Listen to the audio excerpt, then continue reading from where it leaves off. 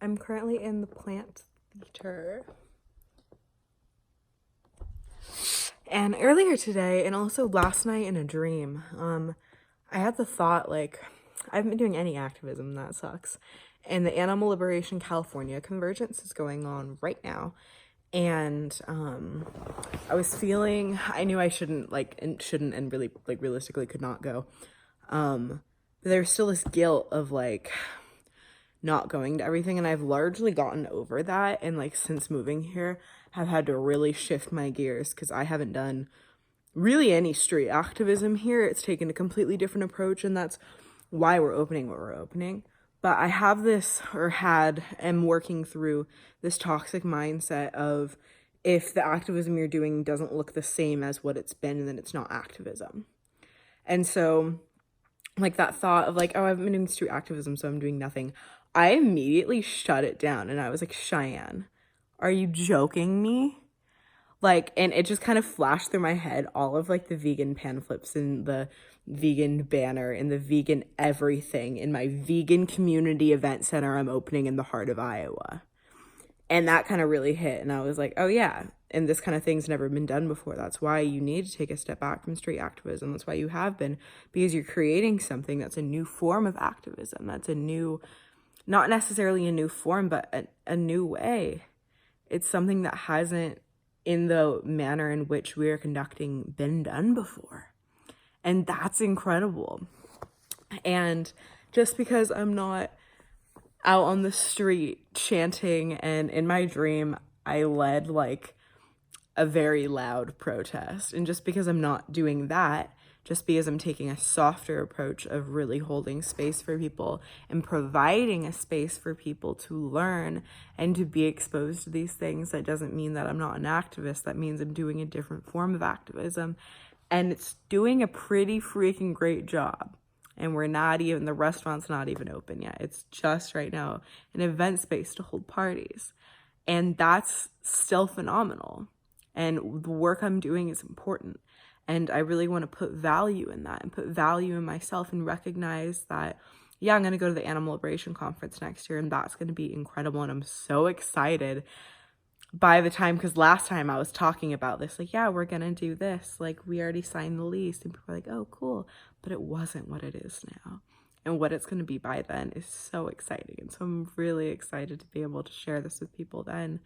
But until then, until, I visit my other home in Washington and I can do some street activism there, what I'm doing here is enough. It's more than enough. And I am doing my part, and I am providing a space to teach people and to train activists. And realistically, through the winter, as we're opening and settling, and we are going to be having, I don't want to call them peace talks, but something of that manner, like kind of like a TED talk, but a little bit different. I want to be having classes. I want to be training people and creating not just new vegans, but new animal rights activists, new people who are willing to go to vigils and go to different things. And now the winners here are really tough. So I think the winners here are going to be, so the next month, October, it's going to be a lot of training people, releasing, I need to work on job applications after this. Training, hiring, getting everything to code, actually getting open. And then November and December, it's going to be like figuring out how to like smoothly operate. And I'm going to be gone for a little bit in December. And then I think January and February are going to be big like training months for getting people, trained and knowing what they're talking about. Because I don't want to have events like love demonstrations, where people are doing outreach and talking to the public if they don't know what they're talking about. So we need people to know what they're talking about. And so in that time, we're going to be training people and creating new activists. And then when the weather gets warmer and we're actually able to go outside, we're going to be doing vigils. We're going to be doing love demonstrations. We are going to be doing street activism. But first, we need to create this foundation and this home base. And that's what we're creating right now.